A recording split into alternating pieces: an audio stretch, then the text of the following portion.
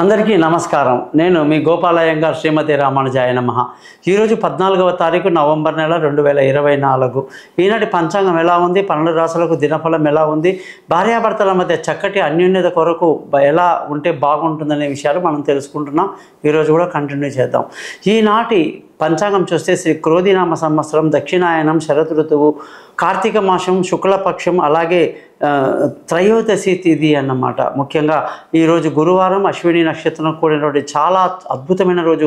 అనేక శుభకార్యాలకు ఈరోజు చాలా మంచిదన్నమాట. త్రయోదశి అంటే కార్యసిద్ధి అంటారు. ఏ పని చేసినా ఇందులో శుభం జరుగుతుంది.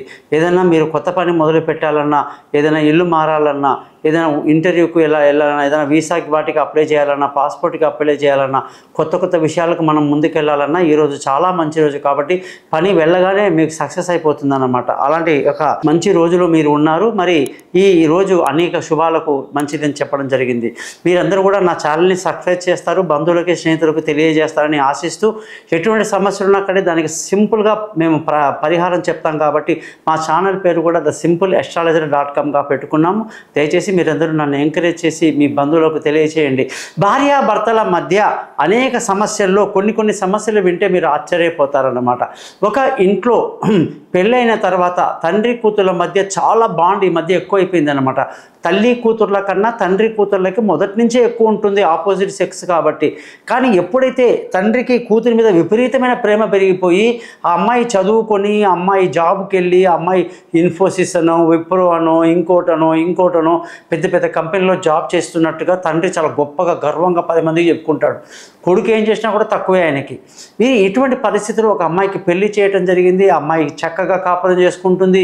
వాళ్ళిద్దరు కూడా హైదరాబాద్లోనే ఉన్నారు. దాదాపు ఒక 10 కిలోమీటర్ల దూరంలో ఉన్నారు. మహా అయితే తండ్రి పెళ్లి చేసి పాపని పుట్టింటికి అత్తగారింటికి పంపడం జరిగింది. వాళ్ళు ఒక మంచి ప్లేస్లో చక్కగా వాళ్ళు ఉంటున్నారు. అనుకోకుండా ఒక రోజు ఏమైందంటే అమ్మాయికి కొంచెం నలతగా అయ్యింది. ఆరోగ్య సమస్య, స్త్రీ సమస్య. ఆ అమ్మాయికి ఏదో ఫీమేల్ ప్రాబ్లమ్స్తో ఆ అమ్మాయి వాళ్ళ అమ్మకి ఫోన్ చేసింది, నాకు ఇట్లా ఆరోగ్యం బాగాలేదు.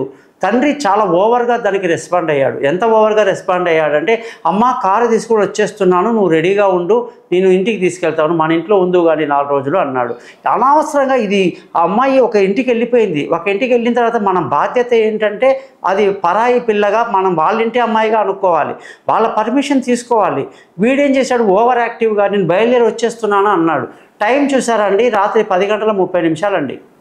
ఈయన 10 కిలోమీటర్లు దాటుకొని వచ్చేసరికి కారులో అపార్ట్మెంట్ అన్నీ క్లోజ్ చేశారండి. 11:30 టైం. కుక్కలు మరుగుతున్నాయి. ఈయన కారు దిగేసి గేటు తంతున్నాడు. అక్కడ వాచ్మెన్ వాళ్ళందరూ పడుకున్నారు అపార్ట్మెంట్లో.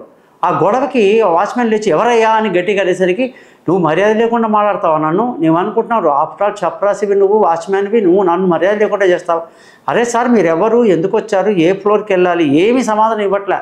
ఈయన యాంగ్జైటీ. ఈయన రాత్రి 11:30కి హంగామా చేసేసి తలుపులు తోసుకొని 3వ ఫ్లోర్లో వెళ్ళి అమ్మాయి 302లో కాలింగ్ బెల్ నొక్కి ఆ ఇంట్లో ఉన్న అత్తమామలు లేచి తలుపు తీసి ఆశ్చర్యపోయారు.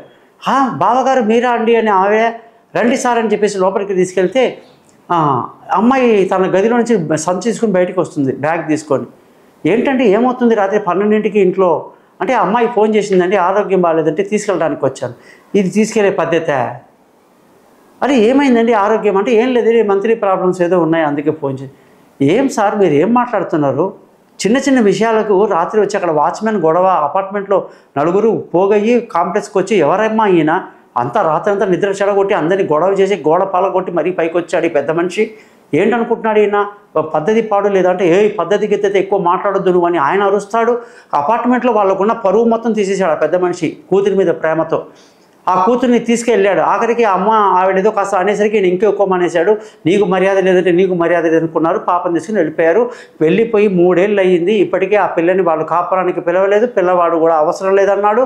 అంత మర్యాద లేని కుటుంబంలో ఉన్న అమ్మాయితో నాకు కాపురం అవసరం లేదు, మీరు ఏమన్నా చేసుకోండి, మీరు పోలీస్ కేసు వెళ్తారు, మీరు కోర్టుకి వెళ్తారు. అది తండ్రి ప్రేమ అన్నమాట. ఎందుకంటే పనికిరాని ప్రేమ. పెళ్ళి అయిన మరుక్షణం తల్లిదండ్రులు మూసుకొని ఉంటే మంచిది. పిల్లల విషయంలో ఇంటర్ఫియర్ అవ్వద్దు. మీరు భార్యాభర్తలే, వాళ్ళు భార్యాభర్తలే అనే ఇంగిత జ్ఞానం కలిగి ఉండి వాళ్ళ ఫ్యామిలీలో ఇంటర్ఫియర్ అవ్వకుండా అవుతే మీకు, మీ కుటుంబానికి మంచిదని తెలియజేస్తూ, ముందుగా ఈనాటి మేషరాశి కార్యక్రమంలో చూస్తే మేషరాశి వాళ్ళందరికీ కూడా స్థానచలనం, దూర ప్రయాణాలు, అలసట, తిప్పటం, తిరగటం ఎక్కువగా కష్టపడుతుంటారనమాట. శుభాలు జరుగుతాయి. ఉద్యోగంలో మంచి ప్రమోషన్లు, ఇంక్రిమెంట్లు ఉంది. వ్యాపారంలో అధిక లాభాలు కనిపిస్తున్నాయి. వృషభ రాశి వాళ్ళందరికీ కూడా ఈరోజు ఖర్చులు అధికంగా ఉంటాయి. ఎంత ఖర్చు అయినా సరే చేయడానికి సిద్ధంగా ఉంటారు. మీరు షాపింగ్లకు వెళ్ళినా, ఏదైనా కొనడానికి వెళ్ళినా అనుకున్న దానికన్నా ఖర్చు ఎక్కువగా ఉంటుంది. కానీ మానసిక ధైర్యం బాగా కలిగి ఉండి బంధువులతో, స్నేహితులతో వాళ్ళ రాకతో సంతోషాన్ని కలిగి ఉంటారు.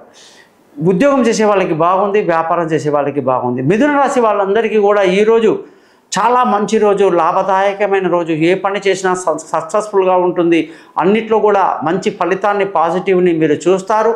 ఉద్యోగస్తులందరూ కూడా బాగా కష్టపడాలి. వ్యాపారంలో కూడా లాభాలు బాగున్నాయి. కర్కాటక రాశి వాళ్ళందరికీ కూడా పేరు ప్రఖ్యాతులు ఇనుమడిస్తాయి. మీ తెలివితేటలు నలుగురు గుర్తిస్తారు. మీ ప్రతిభ నలుగురికి చూపిస్తారు. ఉద్యోగం చేసే వాళ్ళందరికీ కూడా ఈరోజు చాలా మంచి రోజు. వ్యాపారం చేసే వాళ్ళకి లాభాలు బాగున్నాయి. సింహరాశి వాళ్ళందరికీ కూడా ఈరోజు చాలా మంచి అనుకూలమైన రోజు. అదృష్టవంతులు అవుతారు. అనుకున్న కష్టాలన్నీ, నిన్న మొన్నదాకా ఉన్న కష్టాలు తొలగిపోయి ఒక్కసారిగా మీకు సంతోషకరమైనటువంటి పరిస్థితి కనిపిస్తుంది. ఆనందంగా గడుపుతారు.